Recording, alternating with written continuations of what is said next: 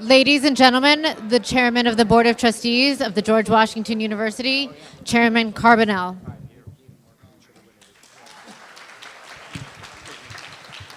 Well, thank you very much, and welcome everyone. I am delighted to welcome you to the opening of the Milken Institute School of Public Health building.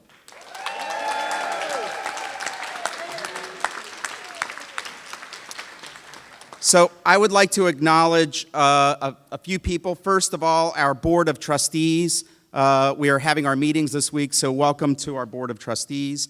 Also, please welcome the Vice Presidents, the Vice Presidents of the University, and also the Deans who are in attendance today. Welcome.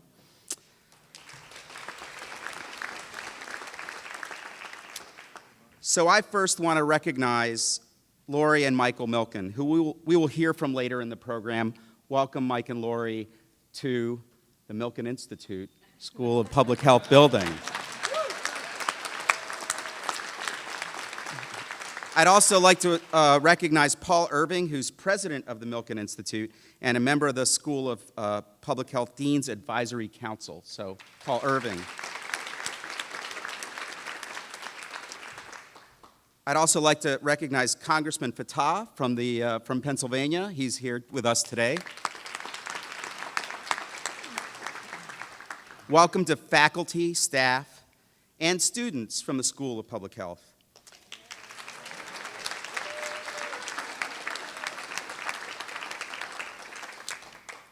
And finally, I would like to recognize our many donors, alumni, parents, and friends who are here with us today.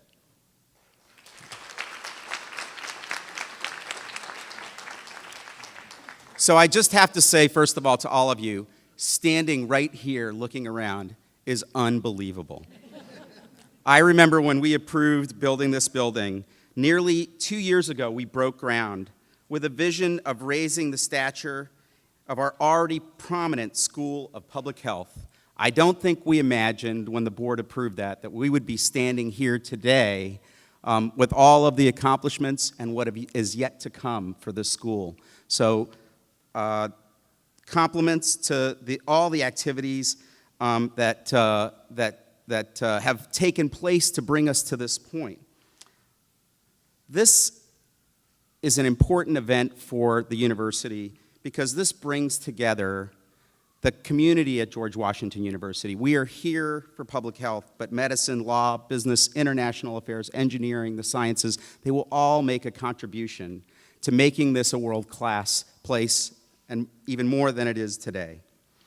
I'm pleased that we have the Milken Institute as our partner and in this endeavor. And finally, I think the transformational investment that's been made by the Milken Institute, by Mike and Lori Milken, by Sumner Redstone, will really be transformational in prevention and wellness for our nation and for the world. And I think that deserves a round of applause, so thank you, Mike and Lori, for that.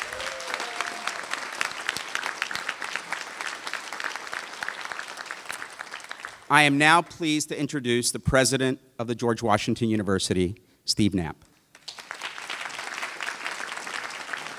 Thank you.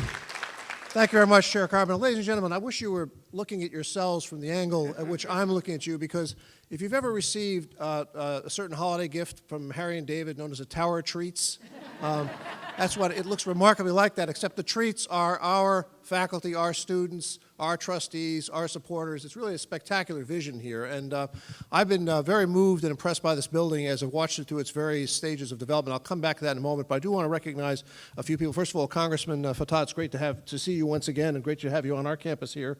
I know we met in Atlanta at the CDC conference, but it's so wonderful to have you here. And I want to recognize just a few of the people, supporters of the building, who I also would like to see mentioned. Brian and Lucy Conboy were contributors. I believe they're here in the audience. If we could recognize them.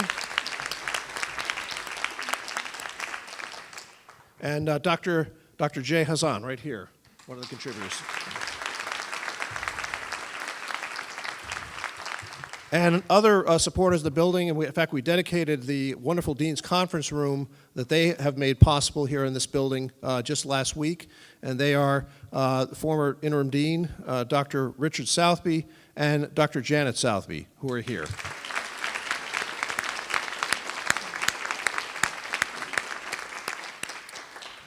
I'm going to say something about some other donors in just a moment. Before I do that, just want to comment on this building. I mean, obviously, this is it's a spectacularly beautiful building. I don't know who came up with the concept. Well, I do know who came up with the concept. The architect came up with the concept of having these two atria here. Really, it's a remarkable invention with this spectacular space we see before us, but then the centrally emphasized stairwell, which, as everyone in the school knows, but maybe some of those in the audience are not aware of the fact that is one of the ways in which this school embodies the values of public health, because it is a school designed to enhance the health of those who live and work within it. And you see that in the way the light is handled, in this remarkable technology of soundproofing, which takes these bamboo panels with pinholes in them and a kind of inch of space behind them that traps the sound waves and scatters them so that we don't have the noise pollution that's always a challenge in an urban facility. One of my favorite inventions is the fact that the elevators, which are located a little off-site so that you can't quite see where they are. That's to encourage you to use the stairs rather than take time looking for the elevators. That's a clever idea. But even more clever is the fact that the doors are timed to close as slowly as possible. So people become increasingly frustrated and want to take it, and therefore are inspired. Now, there's one feature of this building which I have adopted in my own office, and that's a standing desk that all the faculty have in here. So that is really something, I think. Well, you're going to be enjoying, those of you who are students and faculty will be enjoying this building for many years. It is I think, given its location right here on one of the most extraordinary addresses in our nation and in the world, on Pennsylvania Avenue, on Washington Circle, it is now the northwest corner of our Foggy Bottom campus, but it is also so central to everything that goes on in the world of medicine and public health and research connected with those, that I think it's become a beacon for public health for our nation and for the world. I can't imagine a more extraordinary place to work in this field than this building. It's interesting to be in a field where you're in the best building there is anywhere in the world to work in that field. And that's what you've got here in this wonderful facility. So I want to congratulate you all. Thank you for your patience. I know this has been a little while coming that you would actually have your building, but it got built pretty quickly once we got started, I think you'll have to admit. And we're all moving in quickly. However, when we started on this building, we didn't realize that in its future was a really extraordinary and transformational investment. And that investment, of course, you've already heard about from Chair Carbonell, is made by a combination of the Milken Family Foundation, the Milken Institute, and Sumner Redstone, which is going to, I think, have a transformational impact not only on this school and our university, but certainly on the world of policy as it affects one of the greatest challenges that our nation and the world is facing, which is the burden of chronic disease. And you have the power, thanks to this amazing investment, and thanks to this extraordinary location, you have the power to move the needle on that in addressing that world challenge in a way that no other institution in the world will have the power to do. So again, I congratulate you on that. And I just want to say just a word about Mike and Lori here. As you know, they've been leaders in fostering philanthropy across a wide range of areas, particularly focused on health for many decades. And we are very proud to be part of that legacy and to play a leading role in really giving it the impact that it so richly deserves.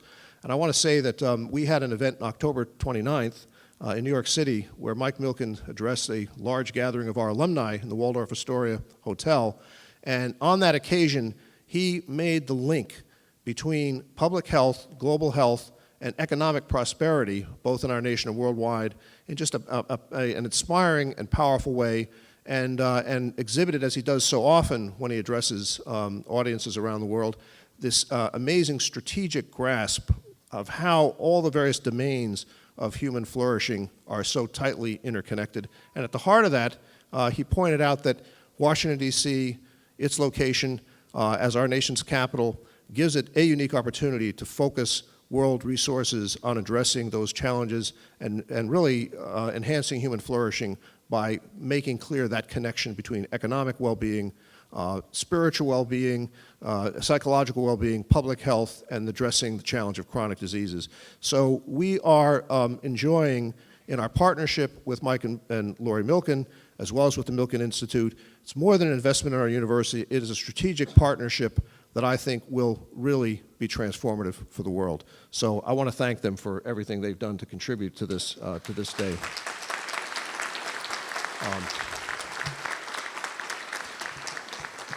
And with that, it's my pleasure now to introduce the Michael and Lori Dean of Public Health, Dr. Lynn Goldman.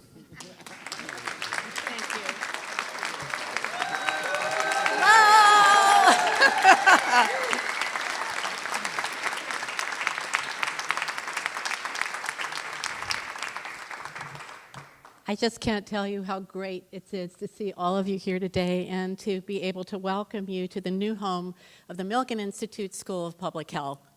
And also to thank Steve Knapp for his leadership of this university. Without Steve, I don't think any of these transformations would have happened. I certainly wouldn't be here. I don't think this building would be here. I think half the people in this room wouldn't be here. So thank you, Steve.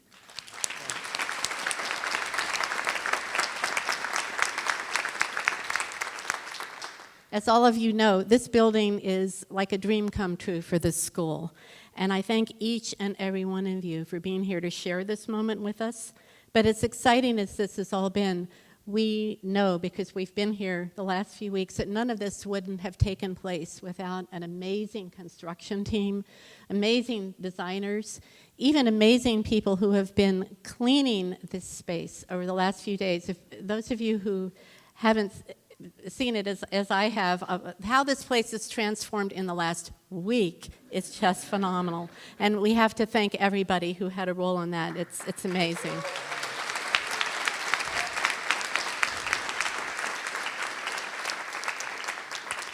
We also have to thank our faculty and staff who have hung in here.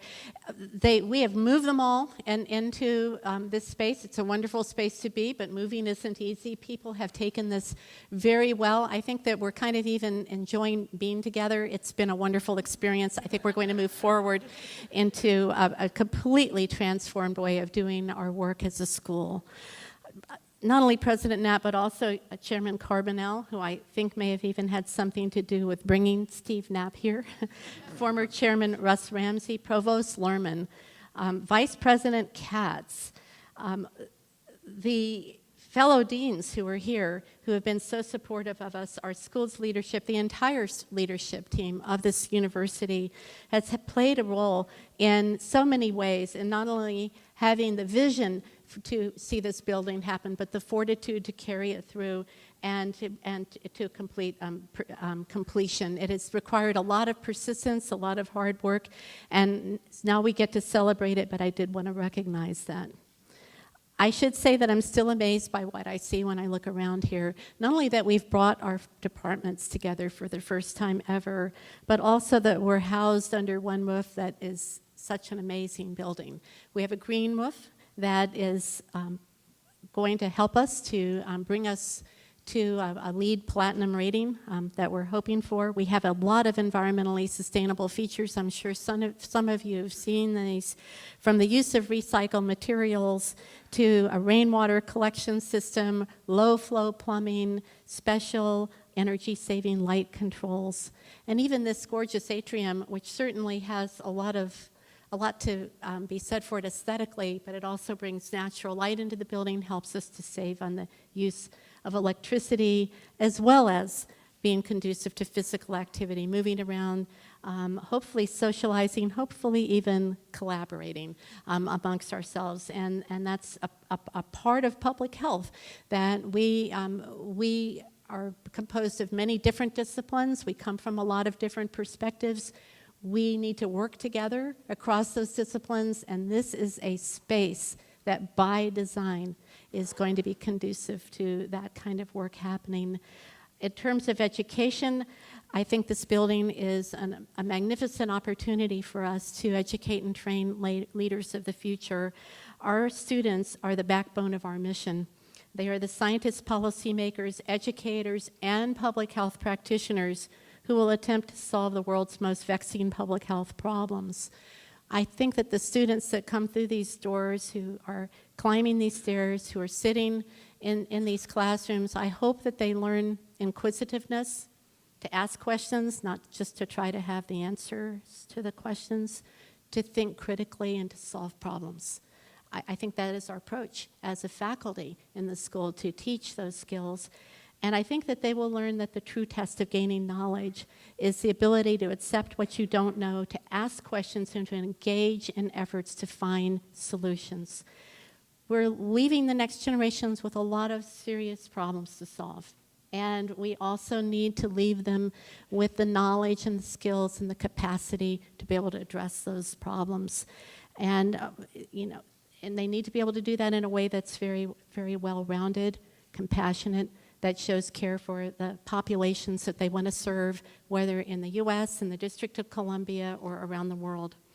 I'm so appreciative of our friends and alumni who are here, especially Fred Brown, who I think is over here. Fred is also a member of my Dean's Council, who's been very active with our alumni association. Steve Knapp already mentioned the donors for the building, Brian and Lucy Conboy, Jay Hassan, Richard and Janet Southby. Thanks again for your vote of confidence in our school. As many of you know, in early May, we announced the record-breaking series of gifts to our school totaling $80 million from the Milken Institute, the Milken Family Foundation, and the Sumner M. Redstone Charitable Foundation. These gifts will allow our school to have large and meaningful impacts on prevention and wellness, promotion of the best practices, whether to prevent obesity, diabetes, or other chronic diseases worldwide. They are also allowing us to quickly ramp up our efforts to provide scholarships for students to attract the best students in the country, and to establish the Sumner M. Redstone Global Center for Prevention and Wellness. Bill Dietz, who's an expert on obesity and former director of the Division of Nutrition, Physical Activity, and Obesity at the CDC, has come on board to lead the center, and I think under his direction we'll be poised to be able to hit the ground running with trying to make a dent in this very important problem. We do have several people with us today from the Milken Institute, including Paul Irving, who's already been recognized, but most importantly, of course, Mike and Lori Milken, who it's my great pleasure to introduce. It's been a delightful experience getting to know Mike and Lori and their passion and commitment to public health issues. For decades, Michael Milken, the Milken Institute, and the Milken Family Foundation have been strong and articulate advocates of public health and medical efforts to save lives. Over the past 40 years, the Milken family has generously supported many worthy causes, most significantly medical research and also education.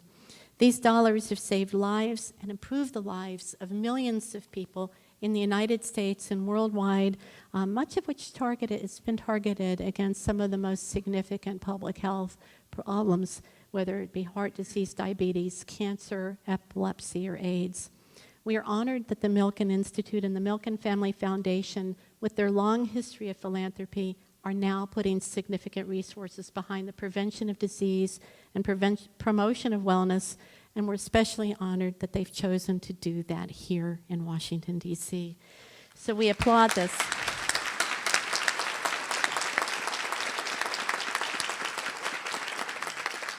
So I'd like now to introduce to you Mike and Lori Milken.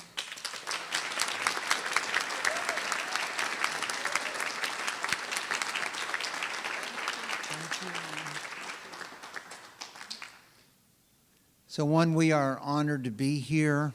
It's been a long journey. We have been to 200 other universities around the world with our programs before we've come here to GW.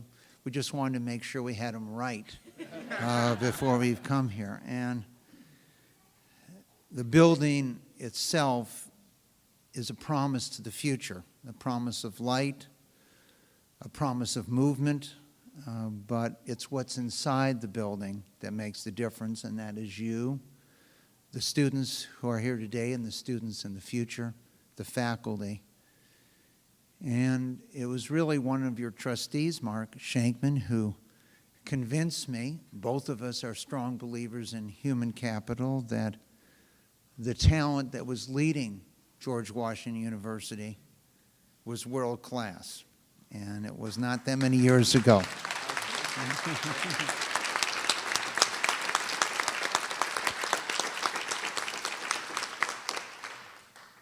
And so we did things together over the past few years, put on maybe the most important scientific meeting, the Celebration of Science, as a partnership here with George Washington University less than 2 years ago to reaffirm the United States and the world's commitment to medical science. And as you step through the doors, we never can forget how precious just one life is and what we can do to save the life of one person or make their life better. From an economic argument that President Knapp was referring to, the number one driver of the world's economy in the last 200 years has been public health and medical research.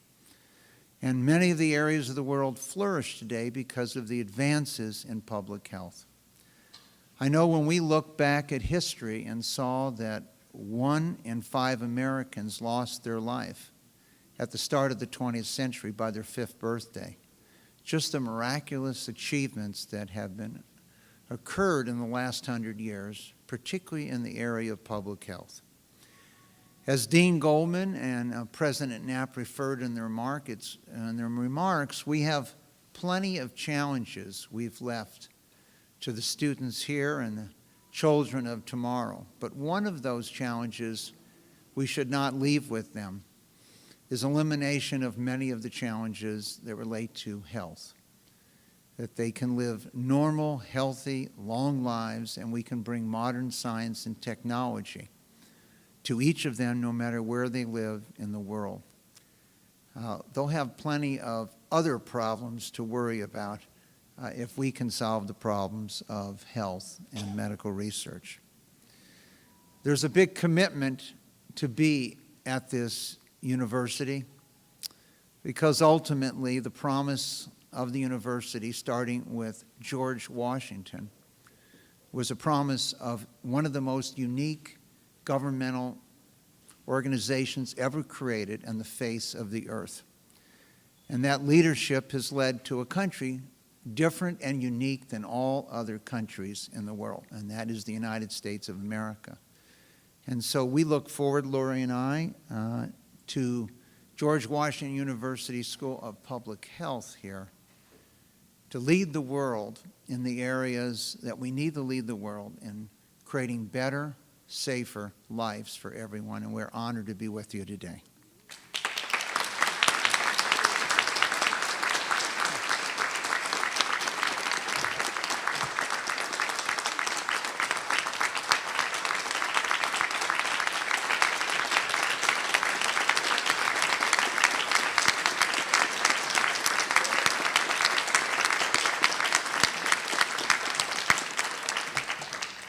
Thank you so much. It is now time, before we conclude the ceremony, to actually move to the ribbon cutting. And I think that we've been organized into groups with people with scissors to cut these ribbons that are here. And so what I think we'd like people to do is to come and I'm going to do a countdown. And then we will cut these ribbons symbolically. Opening this building. So is everyone ready?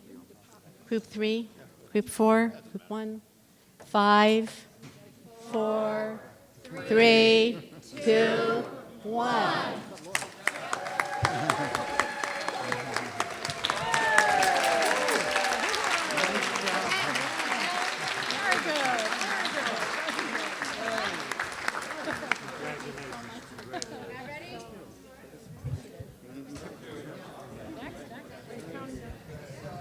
Remaining groups ready? Yeah, simultaneous.